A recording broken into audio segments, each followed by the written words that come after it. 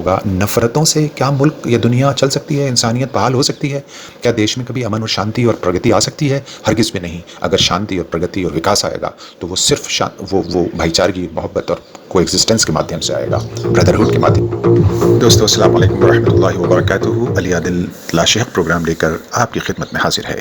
آپ دیکھ رہے ہیں Times of media news channel.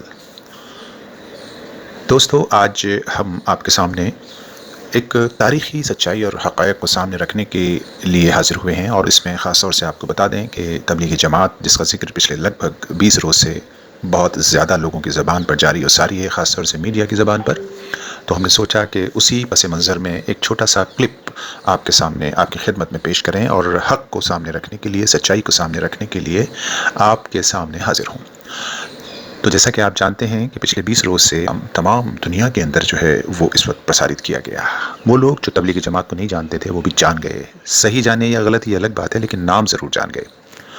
لیکن اس کے پس منظر میں ایک جو سچائی اور حقائق ہے اور جو ٹروتھ ہے وہ آپ کے سامنے رکھنا ہے، وہ یہ ہم آپ کو یہ بتانا چاہتے ہیں کہ اس وقت جو تبلیغی جماعت کا نام جس زور و شور سے لیا جا رہا ہے، یہ وہی تبلیغی جماعت ہے جس کا تعلق ہندوستان کے ان تمام علماء کرام سے ہے جنہوں نے ملک کی آزادی میں اپنا اہم رول ادا کیا ہے۔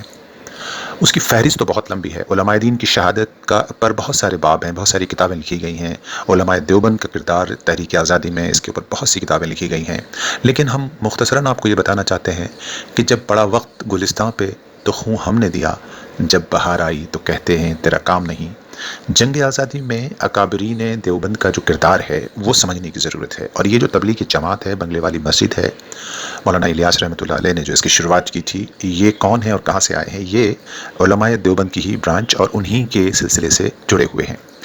تو آپ کو ہم بتا دیں کہ علماء دیوبند میں جو خاص نام آپ کے سامنے ہیں، جو مختصراً ہیں، فہرست بہت لمبی ہے، میں نے کہا خود ہڈسن اپنی ڈائری کے اندر یہ لکھتا ہے کہ 33,000 سے زیادہ علماء دین کی شہادت ہوئی ہے اس ملک کی آزادی کے لیے۔ حالانکہ یہ ہڈسن وہ ہے جو بہادر شاہ ظفر کے بیٹوں کا قتل کر کے ان کے خون کو پی رہا تھا، تو وہ سچائی بھلا کیسے لکھتا، لیکن پھر بھی اس نے کچھ سچائی لکھ دی ہے، اور اس کا کہنا یہ ہے کہ دلی دروازے سے گرینڈ ٹرنک روڈ کے اوپر دلی دروازے سے اور پشاور تک کوئی درخت، سڑک کے دونوں طرف جو درخت ہوتے ہیں، اس کوئی درخت ایسا نہیں تھا جس پہ کسی مولوی کی لاش نہ ٹنگی ہو۔ اس نے لفظ مولوی استعمال کیا ہے۔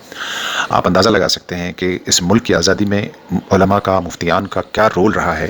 وہ ایک الگ ٹاپک ہے۔ اس وقت جو ہم بتانا چاہتے ہیں وہ یہ کہ یعنی کتنا بڑا رول اس وقت جو ہے وہ یہاں ہندوستان میں علماء دین کا رہا ہے، لیکن علماء دیوبند کا جو کردار ہے اس میں جو کچھ نام ہیں، اس تحریک جو شروع ہوئی وہ انہی سے متاثر ہو کر ہوئی۔ ان میں کچھ نام ہم آپ کو مثال کے طور پر دیتے ہیں، جیسے حاجی امداد اللہ مہاجر مکی رحمۃ اللہ علیہ، مولانا قاسم نانوتوی رحمۃ اللہ علیہ، مولانا رشید احمد گنگوہی رحمۃ اللہ علیہ، اور فرزندان دارالعلوم دیوبند شیخ الہند جن کو کہا جاتا ہے، شیخ الہند مولانا محمود الحسن دیوبندی رحمۃ اللہ علیہ، یعنی جن کو اسیر مالٹا بھی کہا جاتا ہے، مولانا حسین احمد مدنی رحمۃ اللہ علیہ، مولانا عبید اللہ سندھی رحمۃ اللہ علیہ، مولانا عزیز گل پشاوری رحمۃ اللہ علیہ، مولانا منصور انصاری رحمۃ اللہ علیہ، مولانا فضل ربی رحمۃ اللہ علیہ، مولانا محمد اکبر رحمۃ اللہ علیہ، مولانا احمد چکوالی رحمۃ اللہ علیہ، مولانا احمد اللہ پانی پتی رحمۃ اللہ علیہ، مولانا حفظ الرحمان سیوہاروی رحمۃ اللہ علیہ۔ یہ چند نام ہم نے آپ کے سامنے رکھے ہیں، ان سب کا تعلق ہے، انہی سے متاثر ہو کر مولانا الیاس رحمۃ اللہ علیہ نے یہ تبلیغ جماعت کا جو ہے سلسلہ شروع کیا تھا، اور اس کی بنیادی وجہ یہ تھی کہ کس طرح سے جو ہے وہ چاہیں کہ کیسے ہم مسلمان کسے کہتے ہیں، مسلمان کے بنیادی اصول کیا ہیں، کامیابی کیا ہے، ناکامی کیا ہے۔ تو بنیادی اصول بتانے کے لیے اصلاحی جماعت کے طور پر یہ تبلیغی جماعت شروع ہوئی، اور یہ رفتہ رفتہ پروان چڑھتی گئی۔ اخلاص تھا بزرگان میں اور اس کے بانیان میں، اور اس اخلاص کی بنیاد پر وہ بنگلے والی مسجد سے جو تحریک شروع ہوئی، تو وہ تحریک چلتے چلتے چلتے چلتے پوری دنیا میں پھیل گئی۔ جیسا کہ کہا جا رہا ہے کہ پوری دنیا کے 170 سے زیادہ ملکوں میں اس وقت یہ تحریک ہے، اور لگ بھگ 22 کروڑ سے زیادہ لوگ اس تحریک سے وابستہ ہیں۔ خود ہندوستان کے اندر جو ہے ہر گھر کے اندر لگ بھگ جو اس مکتب فکر کے ہیں، اس میں کوئی نہ کوئی آدمی اس تحریک سے جڑا ہوا ہے۔ اب اس پہ ایک پہلو ہے وہ سمجھنے کا ہے، وہ یہ کہ ہم 1920 میں شروع ہوئی یہ تحریک جو ہے، اور آج 2020 لگ بھگ 100 سال ہو چکے ہیں۔ تو اس پوری تحریک میں اگر آپ دیکھیں تو کہیں پر بھی کسی بھی سرکار، چاہے وہ برٹش گورنمنٹ رہی ہو، یا اس کے بعد پھر کانگریس سرکار رہی ہو، یا پھر اس کے بعد جنتا دل کی سرکار رہی ہو، یا پھر اور کوئی بھی سرکاریں دیش میں رہی ہوں، کسی نے کبھی کوئی اعتراض اس جماعت کے اوپر نہیں کیا۔ حالانکہ یاد رہے کہ اس کے علاوہ دوسری جماعتوں کے اوپر جو ہے وہ انگشت نمائی ہوتی رہی اور ان کو پوائنٹ آؤٹ کیا جاتا رہا، اس پہ پابندیاں لگتی رہیں، مگر تبلیغ جماعت پر نہ تو کبھی کوئی پابندی کی بات آئی اور نہ اس کے اوپر کبھی کسی سرکار کو کوئی اعتراض ہوا۔ اس کی وجہ یہ تھی کہ یہ جماعت اصلاحی جماعت تھی، اس کا سیاست سے کوئی لینا دینا اور سروکار نہیں تھا۔ اسی کی بنیاد پر ہندوستان کے بہت سارے مسلمان اور دنیا کے بہت سارے مسلمان آرگنائزیشنز اس تبلیغی جماعت سے جو ہے وہ اتفاق نہیں رکھتی تھیں، چونکہ یہ جماعت اصلاحی جماعت ہے اور زمین کے نیچے یعنی قبر کی بات کرتی ہے اور آسمان کے اوپر یعنی آخرت کی بات کرتی ہے، جنت اور دوزخ کی بات کرتی ہے۔ تو دھرتی کی سیاست، دھرتی کا نظم، دھرتی پر جو ہے وہ پولیٹکس یا راجنیتی سے اس کا کوئی سروکار ہی نہیں ہے۔ اس لیے اس میں کسی بھی سیاسی رہنما یا کسی سیاسی پارٹی یا کسی بھی سرکار کو ان سے کوئی اعتراض کبھی نہیں رہا۔ اب یہ اچانک ان کے خلاف جو ہے وہ پروپیگنڈا شروع جو کیا گیا تبلیغی جماعت کے خلاف کورونا کے پس منظر میں، یہ سوالیہ نشان لگاتا ہے اور اس کے پس منظر میں اس کو سمجھنے کی ضرورت ہے، بہت ہی گہرائی سے سمجھنے کی ضرورت ہے کہ کیا ضرورت پڑ گئی تھی کہ خود ہندوستان کے وزرائے اعظم نے تبلیغی جماعت کے مرکز میں آ کر حاضریاں دیں، خود اس میں اندرا گاندھی موجود ہیں اور انہوں نے جو ہے وہ اس کی تعریف کی، اس کام کی تعریف کی، جواہر لال نہرو نے تعریف کی وغیرہ وغیرہ، اور جتنے بھی رہے، خود اٹل بہاری واجپئی جی کا بھی اس سے کوئی بہت زیادہ اختلاف کبھی نہیں رہا۔ تو یہ جو پس منظر ہے، اس کا سیاسی اور سماجی پس منظر، اس کو سمجھنے کی ضرورت ہے۔ اور ایسا کیوں ہوا کہ اچانک اس کے خلاف جو ہے سیاست شروع ہو گئی؟ وہی اس لیے کہ اتنا بڑا ملک چلانے کے لیے سارے سیاسی نقطۂ نظر کی اور پروگرامنگ اور پلاننگ کی ضرورت ہوتی ہے۔ اب اس کو آپ سازش بھی کہہ سکتے ہیں، یہ سازش آپ کہیے یا نہ کہیے، جو بھی کہیے۔ تو یہ جو سیاسی اس وقت پس منظر ہے جس کو میڈیا کے مادھیم سے اچھالا گیا، اس کو سمجھنا ہے کہ جب کسی ملک کے اندر، کسی گھرانے کے اندر، آپ اس کو یوں سمجھ سکتے ہیں، اس وجہ سے سمجھتے ہیں کہ آپ کو یہ پتہ ہے کہ یہ جو کرونا وائرس کا سنکرمن ہے پوری دنیا میں، دسمبر سے یہ پروسیس شروع ہو گیا تھا، یعنی یہ سنکرمن پھیلنا پوری دنیا میں شروع ہو گیا تھا ووہان سے چل کر، اور جنوری تک آتے آتے بہت بڑے لیول پر پھیل چکا تھا، لیکن ہمیں اس کا اندازہ نہیں تھا ہمارے دیش میں، چونکہ اس وقت بہت زیادہ سیاسی سرگرمیاں تھیں، چناؤ ہو رہے تھے۔ پھر اس کے بعد جو ہے وہ فروری میں ہمارے ہاں دنیا کے بڑے ملک کے پریزیڈنٹ کو آنا تھا، اس کی تیاریاں چل رہی تھیں، رفتہ رفتہ وہ تیاریاں بھی مکمل ہو گئیں، وہ آ کے بھی چلے گئے۔ اس بیچ میں آپ کو یاد رہے کہ پوری دنیا میں سنکرمن پھیل چکا تھا، مگر ہمارے ہاں اس کی کوئی اطلاع نہیں تھی، اور شادر و نادر کچھ لوگ جانتے ہوں، لیکن عام طور پہ یہ خبر نہیں تھی کہ کرونا وائرس بھی پوری دنیا میں پھیل چکا ہے۔ لیکن یہاں پوری دنیا کے بڑے ملک کے بادشاہ اور پریزیڈنٹ ڈونلڈ ٹرمپ ہو کر چلے گئے، اور یہاں 1.5 لاکھ لوگوں کی بھیڑ کے اندر انہوں نے اپنا ولولہ خیز تقریر بھی کر دی، اور وہ پورے ہندوستان میں گھوم کے آگرہ سے اور دلی سے ہوتے ہوئے اور احمد آباد سے ہوتے ہوئے چلے گئے۔ اسپیچ میں کتنے لوگوں کے سمپرک میں وہ آئے، اور ان کے ساتھی جو ان کے سمپرک میں آئے تھے وہ کتنے لوگوں کے سمپرک میں آئے، پورا بزنس کاکٹیل ان کے ساتھ تھا، پورا بزنس گروپ ان کے ساتھ تھا۔ تو ایسے میں یہ سارے کا سارا پروسیس یہاں چل رہا تھا، اور ان کے جانے کے بعد اس ملک کے اندر سب سے پہلے جیسے ہی وہ آئے تو دلی دنگے شروع ہوئے، اس کے بعد جب وہ چلے گئے تو پھر یہاں کورونا کا سلسلہ شروع ہو گیا، اور جنوری سے یعنی مارچ کے شروع ہفتے سے اس کی چرچائیں شروع ہو گئیں۔ اب ان کی چرچاؤں میں خود ہمارے ملک کے وزرائے وزیر، ہمارے ملک کے پولیٹیکل پارٹی کے بڑے لیڈران اور خود پرائم منسٹر صاحب یہ کہہ چکے ہیں کہ ہمارا ملک ابھی تمام اس بڑی لڑائی سے، اس مہاماری سے لڑنے کے لیے کہتے ہیں، حالانکہ میرا شروع سے ماننا یہ ہے کہ اس سے لڑائی نہیں کرنی ہے، یہ اگر قدرتی آفت ہم مانتے ہیں تو اس میں تو ہمیں لڑائی نہیں لڑنی ہے بلکہ اپنے گناہوں کی توبہ کرنی ہے، خیر الگ ہی پہلو ہے۔ تو وہ یہ کہتے ہیں کہ اس سے لڑنے کے لیے ہم سکشم نہیں ہیں، بڑے بڑے ملک اپنے گھٹنے ٹیک چکے ہیں۔ تو ہماری سرکاریں، ہمارے اسٹیٹ کے چیف منسٹرز، ہمارے منسٹرز بھی اس بات کو مان چکے ہیں کہ اس بڑی مہاماری سے لڑنے کے لیے ہم سکشم نہیں ہیں۔ تو اب چونکہ ہم سکشم نہیں ہیں تو پھر جنتا کو کیسے یہ بات یقین دلائیں کہ ہم تمہارے بادشاہ بھی ہیں، ملک بھی چلا رہے ہیں، ملک ہمارے کنٹرول میں ہے، سب کچھ ٹھیک ہے، سب کچھ چنگا سی۔ تو ایسے میں چنگا سی کے بعد سب کو سنتشٹ رکھنے کے لیے کیا کرنا پڑے گا؟ کیونکہ ایک دم مہاماری آئے گی تو افراتفری مچ جائے گی، پورے ہندوستان کے اندر جو ہے وہ کوہرام مچ جائے گا۔ اس لیے ضرورت ہے کہ کمال ہونا چاہیے۔ تو اس کے جو میڈیا کرمی ہیں، جو پروپیگنڈا کرتے ہیں، ان کو کچھ ذمہ داریاں دی جاتی ہیں، یہ ملک کو چلانے کا ایک حصہ ہے، میں نے جیسے پہلے آپ کو بتایا۔ اور اس کے بعد انہوں نے اپنا کام شروع کیا اور تبلیغ جماعت کے اوپر اس پورے کے پورے کورونا کو کورونا جہاد میں تبدیل کر دیا۔ لو جہاد کے بعد کورونا جہاد آ گیا۔ اب اس کے بعد کون سا جہاد آئے گا خدا جانے، یا اس کا پلان کرنے والے جانے، جو اگلے جہاد کی تیاری شاید کرنے لگے ہوں گے، چونکہ اب پلازما کے مادھیم سے، پلازما تھیراپی کے مادھیم سے علاج کرنے کی جو تھیراپی شروع ہوئی ہے، یعنی پروسیس شروع ہوا ہے، اس میں وہی تبلیغ جماعت کے نوجوانان اور نونہال نکل کر آئے ہیں جن کے بارے میں جہاد یعنی جہادی کہا گیا تھا کورونا۔ اب جن کو اب تک چیخ کر ہندوستان کی گودی میڈیا جہادی بتا رہی تھی، دیکھیے وہ جہادی جو ہے کس طرح سے ہندوستانیوں کی جان بچانے کے لیے نکلے ہیں۔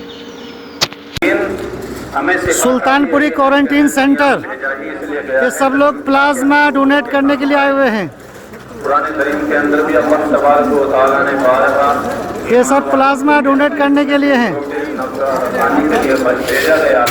अच्छी बातों का हुक्म और बुरी बातों से रोकने के लिए तुम्हें दुनिया में ये सब प्लाज्मा डोनेट वाले हैं। सभी हजरात से सभी हजरात प्लाज्मा डोनेट करने के लिए आए हुए हैं। तबलीगी जमात, निज़ामुद्दीन बंगले वाली मस्जिद के लोग, निज़ामुद्दीन बंगले वाली मस्जिद के लोग, सभी लोग ये अपना प्लाज्मा डोनेट करने के लिए आए हैं।